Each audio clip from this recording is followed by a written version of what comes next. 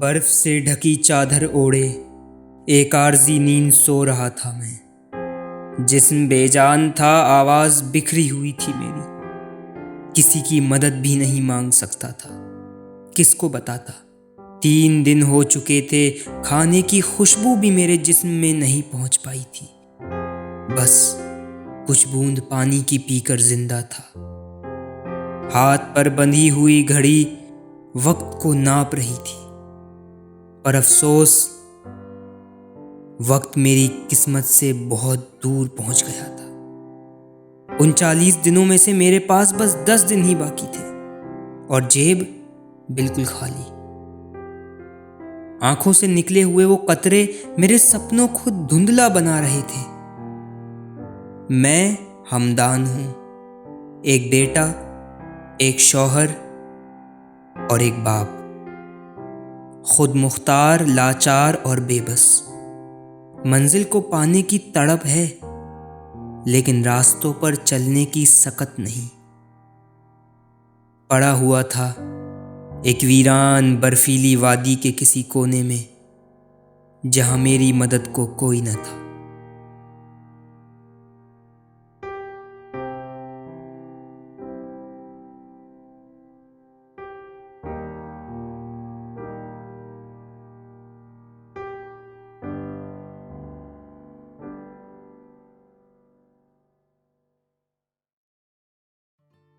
पस्ती भी कितनी अजीब चीज होती है ना। इंसान पर जब आती है तो बुलंद पहाड़ भी जमीन में पड़े हुए पत्थर लगते हैं। आज पता लग रहा है मुझे कि पत्थर कितनी ही बुलंदियों पर क्यों ना पहुंच जाएं, रहते पत्थर ही हैं। फिर सोचा कि मुझे कौन उठाने आएगा, चलो खुद ही जोर लगाते हैं।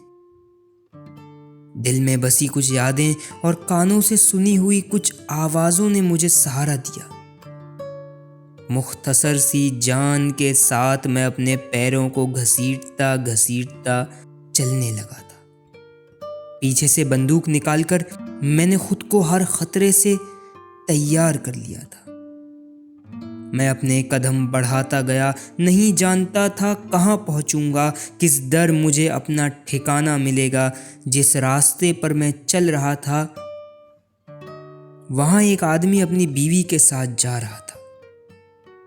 उसकी तस्वीर धीरे धीरे धुंधली पड़ने लगी। मैं खुद को संभाल न पाया और बेहोश हो गिर पड़ा। वो दोनों मेरे पास आए, मुझे थोड़ा पानी पिलाया और कुछ छींटें पानी की उन्होंने मेरे चेहरे पर भी डाली, लेकिन मेरी आंखें ना खुली। वो नादान मुझे अपने घर लेकर चले गए। नरम बिस्तर की नरमी ने मुझे एक चैन की नींद दी, लेकिन ये 40 दिनों की घड़ी मेरे सपनों में भी आ गई थी। मुझसे कहने लगी, तू यहाँ चैन से सो रहा है और वहां तेरी बेटी अपनी नींद की परवाह किए बिना तेरा इंतजार कर रही है। मेरी आंखें खुल गईं। बदन की थकन तो दूर हो गई थी, लेकिन भूख अभी भी उतनी ही शदीद लग रही थी। खुदा मुझ पर उस दिन कुछ ज्यादा ही मेहरबान था।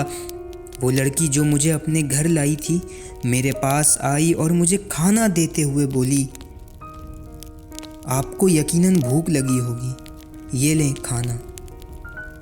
मेरे पास उससे सवाल जवाब करने का तो वक्त बहुत था।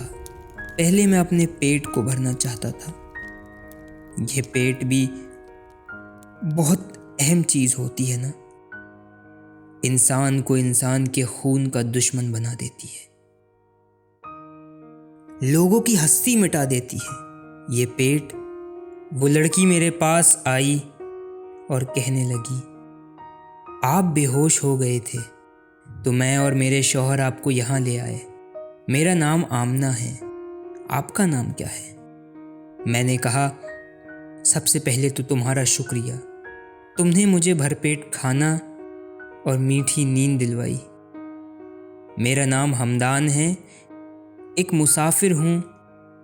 कुछ अहकाम हैं जिन्हें पूरा करना चाहता हूँ, लेकिन पता नहीं क्यों पूरा नहीं कर पा रहा।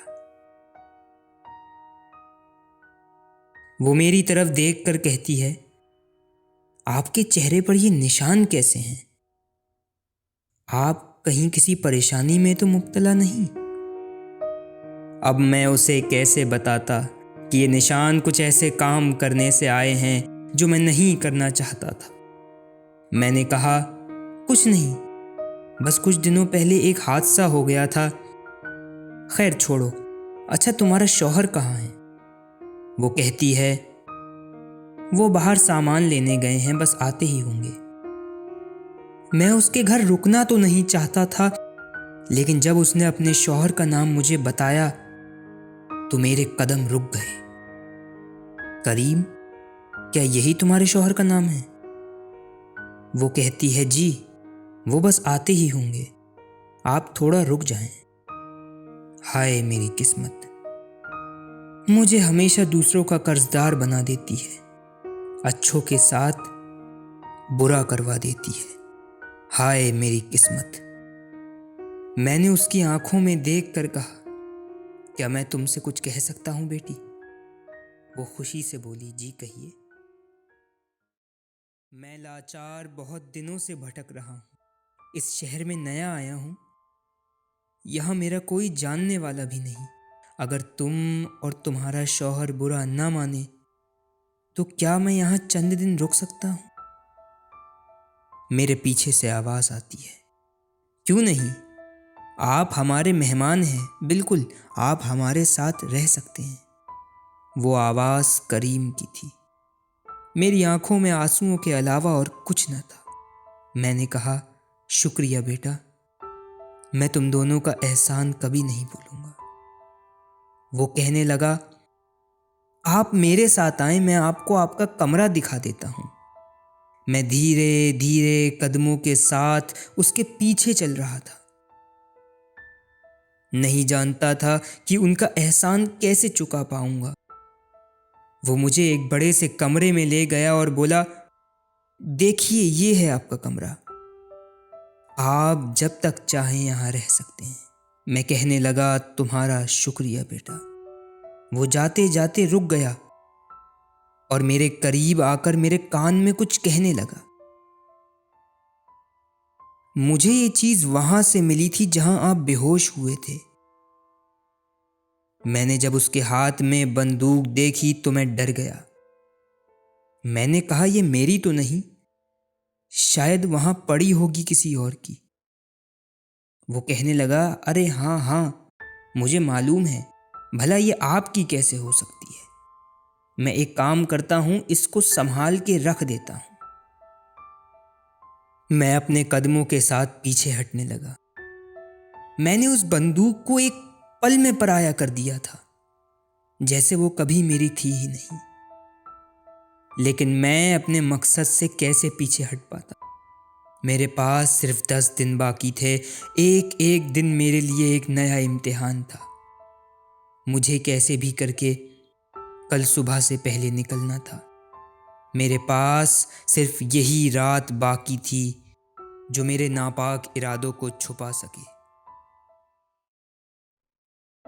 रात के अंधेरे में जब वो दोनों सो रहे थे, तब मैं उनके कमरे के बाहर खड़ा होकर उन्हें देख रहा था। ये वही करीम था जिसको मारने का हुक्म मुझे दिया गया था। अगर मैं इसे ना मारता तो मुझे वो बसारत नहीं मिल सकती थी जिसे देखकर मेरे दिल को सुकून हासिल होता था। मैंने वो बंदूक ढूंढ निकाली जो सुबह करीम ने कहीं छुपा रखी थी। बंदूक मेरे हाथ में थी, ट्रिगर बस दबने ही वाला था कि अचानक मेरे दिल में उन दोनों की तस्वीर आने लगी। कैसे वो मुझे घर लेकर आए, उन्होंने मुझे खाना दिया, रहने को जगह दी, मुझे वो सारे आराम दिए जो मुझे चाहिए थे।